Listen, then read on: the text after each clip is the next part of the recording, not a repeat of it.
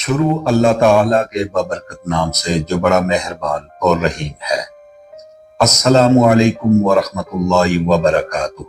ایاک نعبد و ایاک نستعین۔ معزز سامعین، امید ہے آپ سب خیریت بخیر ہوں گے اور آپ کو میری تمام داستانیں پسند آئی ہوں گی۔ اگر آپ نے ابھی تک میرے چینل کو سبسکرائب نہیں کیا تو ابھی کر لیں اور گھنٹی کا بٹن دبا دیں تاکہ ہر نئی آنے والی داستان آپ کو موصول ہو سکے۔ جس محترم اور تاریخی شخصیت کے متعلق آج کی داستان ہے وہ کسی تعارف کی محتاج نہیں، لیکن مختصر سا تعارف آپ کی سماعتوں کی نظر ہے۔ میری آج کی داستان حضرت عمر بن عبدالعزیز رحمۃ اللہ تعالی علیہ کے متعلق ہے۔ حضرت عمر بن عبدالعزیز کی پیدائش سن 61 ہجری مدینہ منورہ میں ہوئی۔ آپ کا تعلق بنو امیہ کے خاندان سے تھا۔ آپ کی والدہ حضرت عمر بن خطاب کی پوتی تھی۔ حضرت عمر بن عبدالعزیز سن 99 ہجری میں خلیفہ بنے اور صرف 2.5 سال خلافت کی، لیکن یہی قلیل عرصہ تاریخ میں سنہری باب بن گیا۔ سن 101 ہجری 39 سال کی عمر میں وفات پائی۔ حضرت عمر بن عبدالعزیز ایک مشہور اور انصاف پسند خلیفہ تھے جنہوں نے 717 سے 720 عیسوی تک خلافت انبیاء پر حکومت کی۔ انہیں اپنے دور حکومت میں انصاف اور فلاحی کاموں کی وجہ سے یاد کیا جاتا ہے۔ انہوں نے اپنے دور حکومت میں انتظامی، مالی اور معاشرتی اصلاحات نافذ کی جن کا مقصد انصاف اور فلاح فروغ دینا تھا۔ ان کی حکومت کو عدل و انصاف کی وجہ سے یاد کیا جاتا ہے۔ انہوں نے لوگوں کے ساتھ انصاف کیا اور بدعنوانی کو ختم کیا۔ انہوں نے حدیث کی تدوین کا آغاز کیا اور اسے باقاعدہ طور پر مرتب کروایا۔ انہوں نے تعلیم کو عام کرنے کی کوششیں کی اور اسے تمام لوگوں تک پہنچانے کا حکم دیا۔ ان کی حکومت عوام کی فلاح و بہبود کے لیے وقف تھی۔ ان کی وفات 720 عیسوی سن 101 ہجری میں ہوئی۔ ان کا دور خلافت 2 سال 5 ماہ پر محیط تھا۔ تو آئیے چلتے ہیں اپنی آج کی داستان کی جانب۔ سمرقند دمشق کے شمال میں واقع ایک عظیم ملک تھا۔ اس میں ہرے بھرے پہاڑ، پہاڑیاں اور جنگلات تھے جن کا آپ کبھی تصور بھی نہیں کر سکتے۔ سمرقند سونے اور چاندی، ریشم، چینی مٹی کے برتن اور قدرتی وسائل سے بھرا ہوا شہر تھا، لیکن سمرقند کے لوگ زیورات سے بنے بتوں کی پوجا کرتے تھے۔ ان لوگوں نے ان دیوتاؤں کو پہاڑوں کے ایک مندر میں رکھا تھا۔ مندر خاص طور پر بزرگ راہبوں کے لیے بنایا گیا تھا اور سمرقند کے مرکز میں بہت سے چھوٹے بڑے مندر تھے۔ سمرقند کو فتح کرنے کا اولین مقصد اسلام کا آفاقی پیغام پہنچانا تھا۔ سمرقند کو فتح کرنا اس لیے بھی ضروری تھا کہ یہ اس وقت ایشیا اور یورپ کو ملانے کا واحد راستہ تھا۔ اسلامی فوج ایک ایسے سپہ سالار کے ماتحت تھی جو بہت تجربہ کار اور رحم دل تھا۔ ان کا نام تھا قتیبہ بن مسلم۔ جب ان کی قیادت میں اسلامی فوج سمرقند کے مضافات میں پہنچی تو اس نے انہیں شہر کے پیچھے پہاڑ پر چڑھ جانے کا حکم دیا، کیونکہ وہ نہیں چاہتے تھے کہ سمرقند کے لوگ انہیں دیکھیں۔ مسلمانوں کی فوج نے شہر پر حملہ کیا۔ پہاڑوں کے پیچھے بٹالین نے حملہ کیا جیسے وہ کوئی سمندری طوفان ہو۔ وہ بغیر کسی مزاحمت کے سمرقند کے مرکز میں پہنچ گئے۔ راہب پہاڑوں میں واقع عظیم مندر کی طرف بھاگے تھے اور اپنے گھروں میں چھپ گئے تھے۔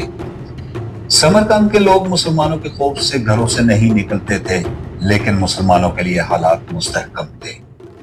اگر آپ نے ابھی تک میرا چینل سبسکرائب نہیں کیا تو ابھی کر لیں اور گھنٹی کا بٹن دبا دیں تاکہ ہر نئی آنے والی داستان آپ کو موصول ہو سکے۔ سمرقند نے انصاف حاصل کرنے کا موقع دیکھا تو انہوں نے وسطی ایشیا کے گورنر سلیمان ابن الساری سے ملاقات کی اور کہا کہ قتیبہ نے ہمارے شہر پر قبضہ کر کے ہمارے ساتھ غداری اور ظلم کیا ہے، اس لیے اگر ہمیں اجازت دی جائے تو ہم امیر المومنین کے پاس ایک وفد بھیجنا چاہتے ہیں، اور اگر وہ ہمارے حقوق کے بارے میں شکایت کریں گے تو ہم ان کی شکایت کریں گے۔ سمرقند کی طرف ایک وفد روانہ کیا گیا۔ یوں سمرقند سے طویل سفر کر کے آنے والا قاصد سلطنت اسلامیہ کے حکمران حضرت عمر بن عبدالعزیز رحمۃ اللہ علیہ سے ملنے کے لیے دمشق پہنچ گیا۔ पास एक खत था जिसमें गैर मुस्लिम पादरी ने मुसलमान सिपह सलार कतीबा बिन मुस्लिम की शिकायत की थी। पादरी लिखता है था कि मुसलमान जंग और हमले से पहले कबूल इस्लाम की दावत देते हैं। अगर दावत कबूल न की जाए तो जजिया देने का मुतालबा करते हैं। अगर कोई इन दोनों शराइत को कबूल करने से इनकार करे तो जंग के लिए तैयार हो जाते हैं, मगर हमारे साथ ऐसा नहीं किया गया और हम पर रातों रात अचानक हमला करके हमें मफतूह कर लिया गया है। खत समरकंद के सबसे बड़े पादरी ने सल्तनत इस्लामिया के फरमानरवा हजरत उमर बिन अब्दुल अजीज के नाम लिखा था। दमिश्क के लोगों से शहंशाह वक्त की क़यामगाह मालूम करते करते वो कासद एक ऐसे घर जा पहुंचा जो कि इंतहाई मामूली और खस्ता हालत में था। एक शख्स दीवार से लगी सीढ़ी पर चढ़कर छत की लिपाई कर रहा था और नीचे खड़ी एक औरत गारा उठाकर उसे दे रही थी। कासद जिस रास्ते से आया था वापस उसी रास्ते से उन लोगों के पास जा पहुंचा जिन लोगों ने उसे इस घर का रास्ता बताया था। उसने लोगों से कहा कि मैंने तुमसे इस्लामी सल्तनत के बादशाह का पता पूछा था, ना कि इस मफलूकल हाल शख्स का जिसकी घर की छत भी टूटी हुई है। लोगों ने कहा हमने तुझे पता ठीक ही बताया था, वही हाकिम वक्त हजरत उमर बिन अब्दुल अजीज रहमतुल्लाह अलैह का घर है। कासद पर मायूसी छा गई और बेदिली से दोबारा उसी घर पर जाकर दस्तक दी। जो शख्स कुछ देर पहले लिपाई कर रहा था वही अंदर से नमूदार हुआ। कासद ने अपना तारुफ करवाया और खत उमर बिन अब्दुल अजीज को दे दिया। उमर बिन अब्दुल अजीज ने खत पढ़कर उसी खत की पुष्प पर लिखा, उमर बिन अब्दुल अजीज की तरफ से समरकंद में तैनात ने आमल के नाम एक काजी का तकर्रर करो जो पादरी की शिकायत सुने। मोहर लगाकर खत वापस कासद को दे दिया।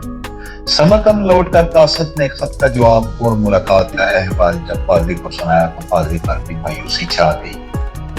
उसने सोचा क्या ये वो खत है जो मुसलमानों के इस अजीम लश्कर को हमारे शहर से निकालेगा।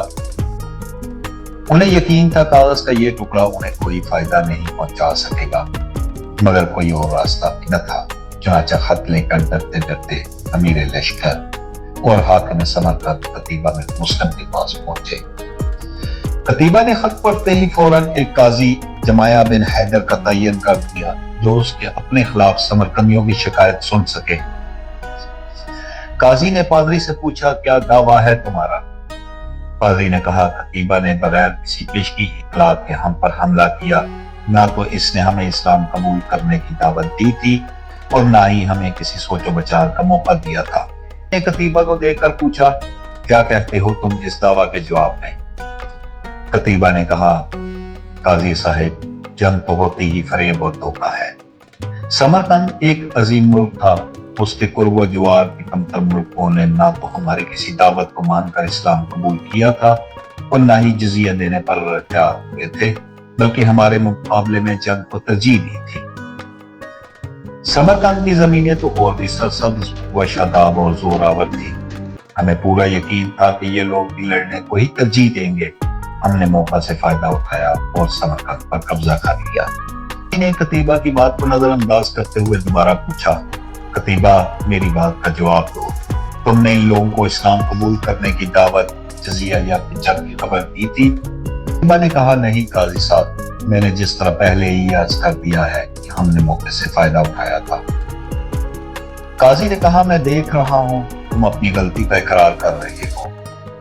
इसके बाद अदालत का कोई और काम नहीं रह जाता। अल्लाह ने इस दिन को फतह और असमत तो दी ही अदल और इंसाफ की वजह से है, ना कि धोखाधड़ी और मौका परस्ती से।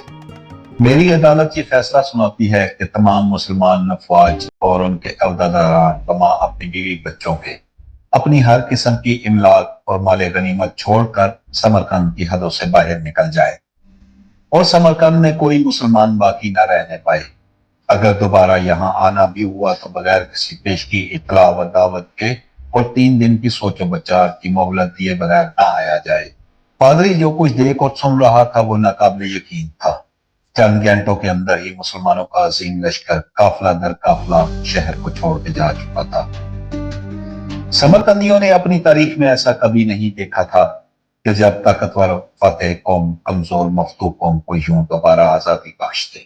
ڈھلتے سورج کی روشنی میں لوگ ایک دوسرے سے سرگوشیاں کرنے لگے ڈھلتے سورج کی روشنی میں لوگ ایک دوسرے سے سرگوشیاں کرنے لگے کہ یہ کیسا مذہب اور کیسے پیروکار ہے۔ عدل کا یہ معیار کہ اپنوں کے خلاف ہی فیصلہ دے دے اور طاقتور سپہ سالار اس فیصلے پہ سر جھکا کر عمل بھی کر دے۔